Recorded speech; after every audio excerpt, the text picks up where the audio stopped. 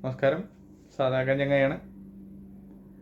അങ്ങനെ എൻ്റെ റിവ്യൂ പരമ്പരയിൽ ഇന്ന് 4-ാമത്തെ ദിവസമാണ്. ഇതുവരെ ഞാൻ 3 സിനിമ റിവ്യൂ ചെയ്തിട്ട് പറഞ്ഞിട്ടുണ്ട്. വലിയ റിവ്യൂർ ഒന്നല്ല, ഒരു ചടത്തരം റിവ്യൂറാണ്. പ്രവാസി ജീവിതത്തിൻ്റെ നല്ലതും കെട്ടതുമായ നിമിഷങ്ങളുടെ മുന്നോട്ട് പോകുമ്പോൾ ഒരു യൂട്യൂബ് ചാനൽ തുടങ്ങി. അപ്പം നോക്കുമ്പോൾ പേര് സാധാരണക്കാരൻ ചങ്ങായി. ഇതുവരെ 234 സബ്സ്ക്രൈബർ കിട്ടിയിട്ടുണ്ട്. അതിന് നിങ്ങളുടെ എല്ലാവരും ഞാൻ നന്ദി പറയുന്നു. അപ്പോൾ ഒരു കണ്ടൻറ് ഇല്ലാതിരിക്കുന്ന നേരത്താണ് എൻ്റെ കൂട്ടുകാരൻ പറഞ്ഞ് സിനിമകളെ പറ്റി പറയും, എനിക്കിഷ്ടപ്പെട്ട സിനിമകൾ. അങ്ങനെ ഞാൻ എനിക്കിഷ്ടപ്പെട്ട കുറച്ച് സിനിമകളെ പറ്റിയാണ് ഞാനിപ്പോൾ റിവ്യൂ ചെയ്യുന്നത്. ഓരോ ദിവസവും ഓരോ സിനിമ വെച്ചിട്ടാണ് ഞാനിങ്ങനെ റിവ്യൂ ചെയ്യുന്നത്. ഞാൻ വലിയ റിവ്യൂറൊന്നുമല്ല, ഇന്നാൽ അറിയുന്നതും അവിടെ നിന്ന് നിൽക്കുന്നതൊക്കെ ആയിട്ടാണ് ചെയ്യുന്നത്. അപ്പോൾ കൂടുതൽ റിവ്യൂക്കുന്നില്ല. എൻ്റെ ചാനൽ ഒരു സാധാരണക്കാരൻ ചങ്ങായി. കാണുക, ലൈക്ക് ചെയ്യുക, സബ്സ്ക്രൈബ് ചെയ്യുക. അപ്പോൾ നമ്മുടെ റിവ്യൂയിലേക്ക് പോകാം. പിൻഗാമി 1994 ഈ പടം ഇറങ്ങിയത്.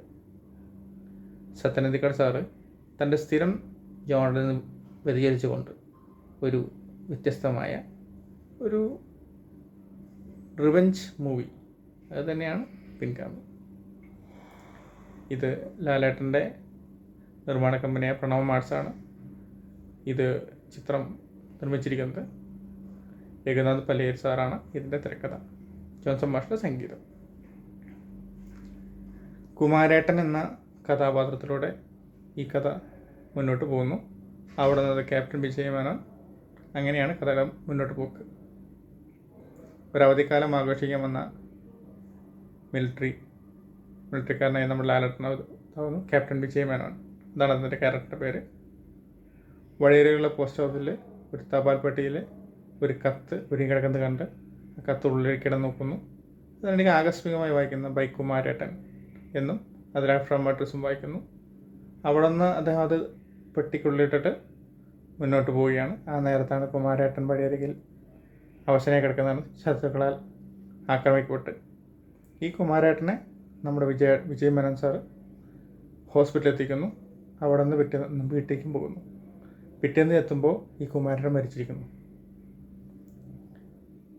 പിന്നെ ഇദ്ദേഹത്തിൻ്റെ ശവസംസ്കാര ചടങ്ങുകളിൽ പങ്കെടുക്കുന്ന നേരത്ത് ഇതിന് ആകസ്മികമായി ഇവിടെ നിന്നൊരു ഡയറി കിട്ടുന്നു. ആ ഡയറി വായിക്കുന്നതോടുകൂടി ഇദ്ദേഹത്തിൻ്റെ ജീവിതവുമായി ഈ കുമാരേട്ടൻ ബന്ധപ്പെട്ടിരിക്കുന്നത് മനസ്സിലാവുന്നു. പിന്നീട് അവിടെ നിന്ന് കഥ മറ്റൊരു ജോണറിലേക്ക് പോവുകയാണ്. ഇതുവരെ ഒരു നോർമൽ മരണം അല്ലെങ്കിൽ ഒരു കൊലപാതകം അവിടെ നിന്ന് അങ്ങനെയാവും നമ്മൾ ചിന്തിച്ചുകൊണ്ടിരിക്കുമ്പോൾ അവിടെ നിന്ന് മാറി ഈ കഥ പിന്നെ റിവെഞ്ച് ആവുകയാണ്. പിന്നെ അച്ഛൻ്റെ കൊലപാതകം കണ്ടുപിടിക്കാൻ പോകുന്ന മകൻ, അതെ, അവിടെ ഇങ്ങനെ ആരംഭിക്കുകയാണ്. അക്കാലത്ത് ഈ പടം ഒരു ഫ്ലോപ്പ് ചിത്രമായിരുന്നു. ചിന്തിച്ച് നോക്കിയേ, അക്കാലത്തെ ഒരു ഫ്ലോപ്പ്, ഒരു കാലം തെറ്റി വന്ന പടമായിരുന്നു പിൻഗാമി. പക്ഷേ അതിനുശേഷം പ്രേക്ഷകർ ആ പടത്തിനെ ഇരു കൈ നീട്ടി സ്വീകരിച്ചത്. ഇപ്പോഴും നമ്മുടെ ടി വിയിൽ ഈ പടം വന്നാൽ നമ്മളിരുന്ന് കാണും. കാരണം അതൊരു വ്യത്യസ്ത അനുഭവമാണ് കാണിക്കുന്നത്. ലാലേട്ടൻ, തിലകൻ ചേട്ടൻ, രേഖ ചേച്ചി, ഒടുവിൽ ഉണ്ണികൃഷ്ണൻ ചേട്ടൻ, ശങ്കരാടി ചേട്ടൻ, അന്തരിച്ചുപോയി മീന ചേച്ചി, സുകുമാരൻ ചേട്ടൻ, ഇന്നസെൻ്റ് ചേട്ടൻ, അങ്ങനെ മലയാളത്തിലെ ഒരു വീട്ടിൽ താരങ്ങളിലുണ്ട്. ജോൺസൺ സാറിൻ്റെയാണ് സംഗീതം. നല്ല പടമാണ്, കാണുക. ഇതിൽ പ്രത്യേകം പറഞ്ഞത് ജയചേട്ടൻ.